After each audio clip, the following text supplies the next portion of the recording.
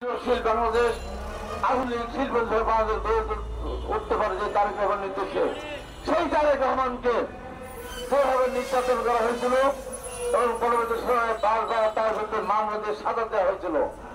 এখানেই তারা থেমেছিল না। পৃথিবীর ইতিহাসে সবচেয়ে নিম্নমতা এই মতের সবচেয়ে সম্ভ্রান্ত পরিবার তারেক রহমানের সহকর্মী ডাক্তার যুবজুর রহমান সেই পরিবারের সন্তান, তাকে বিরুদ্ধে মামলা দিয়ে তার বিরুদ্ধে সাজা দেওয়া হয়েছে।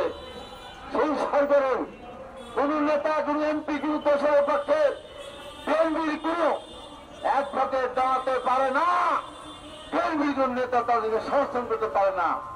তাই আমি বলবো, আজকে সেনবাগের মানুষের দাবির সাথে আমি একমত পোষণ করে বলতে চাই, এই নেতাকে রিমান্ডে নিয়ে এসে তার সম্পদ বাজেয়াপ্ত করতে হবে।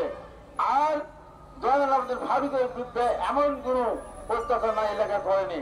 উনি বাইরে মনে থাকতে পারেন নাই, বাইরে গেলে পুলিশকে লেলিয়ে দেওয়া হতো।